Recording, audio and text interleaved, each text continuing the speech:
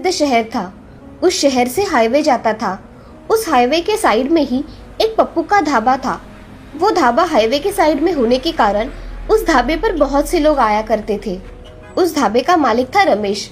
रमेश खुद के हाथों से पकवान बनाकर लोगों को खिलाया करता था। उसके हाथों में बहुत ही स्वाद था। उसी वजह से उसके ढाबे पर बहुत लोग आया करते थे। रमेश के ढाबे की स्पेशलिटी थी कि उसके ढाबे में नॉनवेज ही बना करता था। एक दिन 4 आदमी पप्पू के ढाबे पर आए। वो रमेश से, अरे रमेश भाई, जरा तुम्हारे हाथ की चिकन करी लेकर आना। मैं अभी लेकर आता हूँ। मुझे फिश करी लेकर आओ। मुझे एक चिकन कौरमा लेकर आओ। ठीक है, मैं अभी लेकर आता हूँ, बस 5 मिनट दीजिए। ऐसा कहकर रमेश प्लेट तैयार करने में लग जाता है और सभी प्लेट अच्छे से सर्व करके उन आदमियों को देता है। तभी पहला आदमी फिश करी खाकर देखता है और, अरे रमेश भाई, तुम्हारे हाथ का फिश और नॉनवेज का कोई भी पदार्थ खाओ, बहुत स्वादिष्ट होते हैं। हाँ हाँ, ये बात सच है, इसीलिए तो हम यही आते हैं। आपको मेरे हाथ का खाना पसंद आता है, ये मेरे लिए बहुत खुशी की बात है। ऐसा कहकर रमेश अपना काम करने चला जाता है। रमेश ढाबे में जो भी खाना बनाता वो सब बेचा जाता था। उसके ढाबे की खासियत नॉनवेज खाना ही थी, इसीलिए जाने आने वाले लोग उसके ढाबे पर खाने के लिए रुका करते थे। एक दिन रमेश की बहन लता उसके गांव से वापस आ जाती है। उसके साथ उसका बेटा शुभम भी आया था। लता रमेश से मिलने पप्पू के ढाबे पर आती है। तभी लता रमेश से, रमेश भैया। रमेश ने उसकी ओर देखा तो रमेश, अरे लता, तुम यहाँ इतने दिनों बाद आई हो और घर पर नहीं आई? यहाँ ढाबे पर क्यों आई हो लता तुम? भैया, आपको तो पता है कि ये गुजर जाने के बाद मेरे घर के हालात कितने खराब हो गए। शुभम को पढ़ाने तक के लिए पैसे नहीं है मेरे पास और घर में खाने के लाले पड़ गए हैं। अगर आप मुझे काम पर रख ले तो मेरा घर ठीक तरह से चलेगा। लता, तुम मेरे घर पे रहो ना, तुम्हें किसने नहीं बोला है? नहीं भैया, मैं अब खुद कमाना चाहती हूँ, जिससे शुभम को कोई कुछ ना कहे और उसकी पढ़ाई भी अच्छी तरह से हो पाए। ठीक है, तुम्हारी ऐसी ही इच्छा है तो यही सही, मगर यहाँ इस ढाबे पर कोई काम नहीं है। मैं आपके ढाबे पर झाड़ू पोछा करूंगी, आपकी खाना बनाने में मदद करूंगी और बाकी के काम जो भी बच जाएंगे वो कर लूंगी। रमेश थोड़ा मन में सोचता है और लता से, ठीक है, तुम साफ सफाई और ढाबे का कुछ और काम भी कर लेना, इसकी वजह से मैं तुम्हें तनख्वाह भी दे पाऊंगा। ठीक है भैया। लता वहाँ से शुभम को लेकर चली जाती है।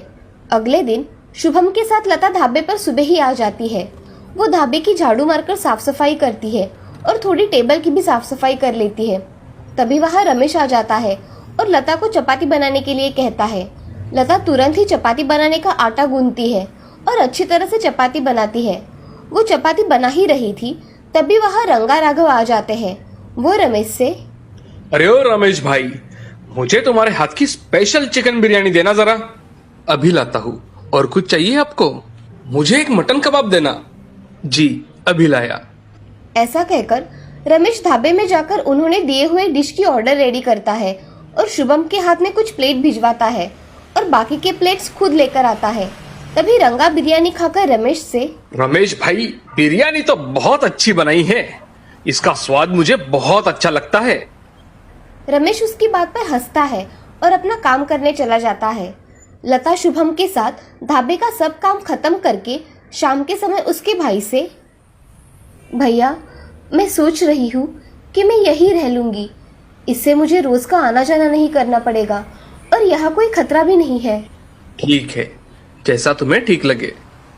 ऐसा कहकर रमेश घर चला जाता है। अगले दिन लता सुबह उठकर अपना काम करके ढाबे का काम कर रही थी। तभी एक मनोज नाम का आदमी ढाबे पर आकर, रमेश कहाँ है? भैया अंदर है, मैं अभी उनको बुलाती हूँ। ऐसा कहकर लता रमेश को आवाज देती है। तभी रमेश बाहर आकर देखता है तो मनोज होता है। आओ ना मनोज, इतने सुबह सुबह कैसे आना हुआ? अरे रमेश भाई, मैं 2 दिन तक चिकन और मटन का सप्लाई नहीं कर पाऊंगा।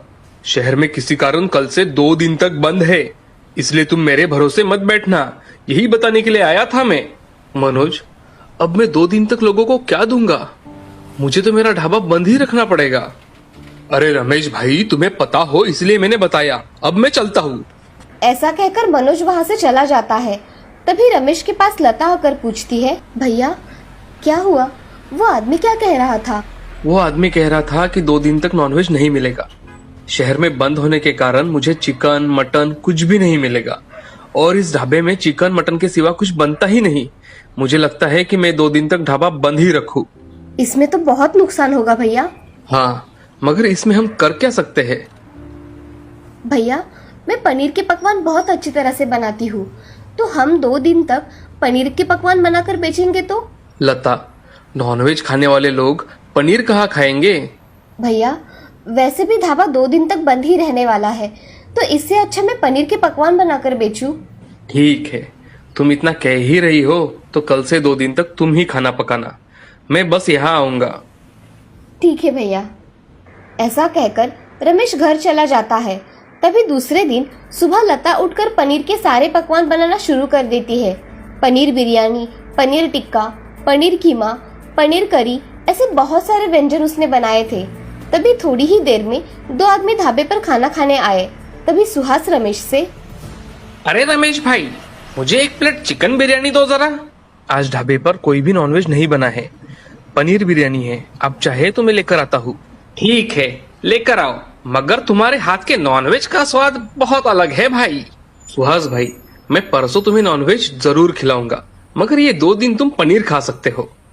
ठीक है, लेकर आओ, सबके लिए जो स्पेशल है वही लेकर आओ। ऐसा कहकर रमेश वहां से चला जाता है और पनीर के ढेर सारे पकवान लेकर आता है। एक आदमी पनीर की बिरयानी खाकर देखता है। रमेश, अरे पनीर बिरयानी तो बहुत अच्छी बनाई है। ऐसा स्वाद तो मैंने आज तक नहीं देखा। बहुत स्वादिष्ट है।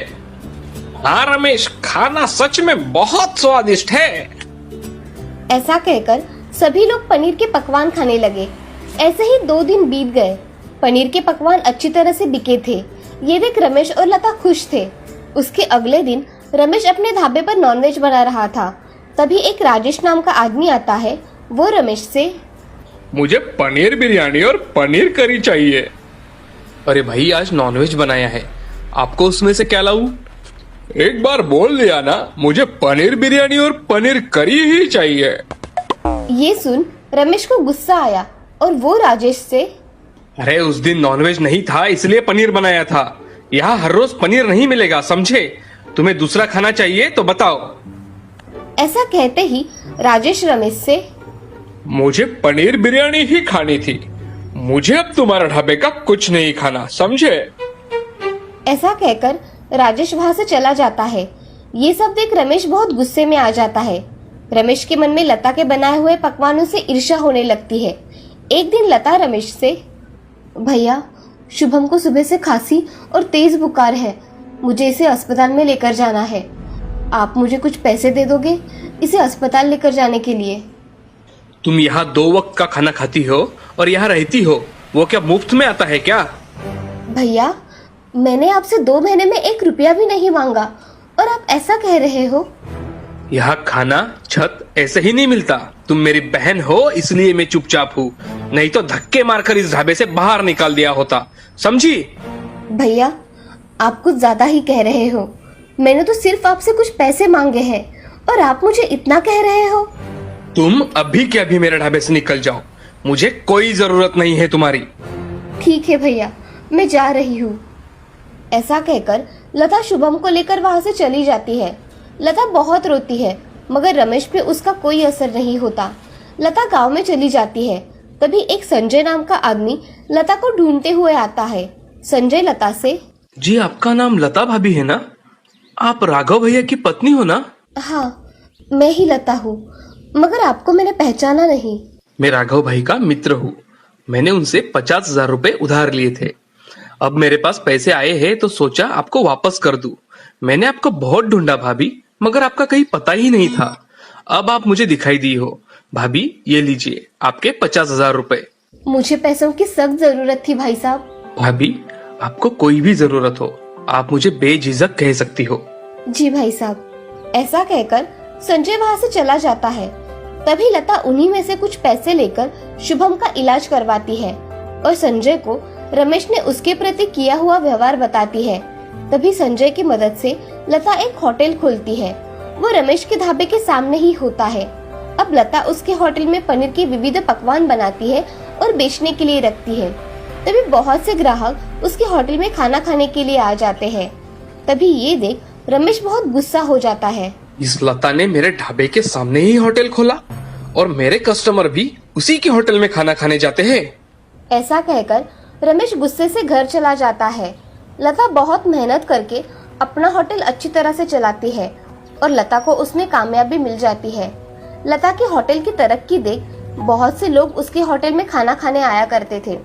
उसने अपनी जैसी बेसहारा औरतों को भी मदद की। अब इस तरह से होटल चलाकर वो अपना गुजारा किया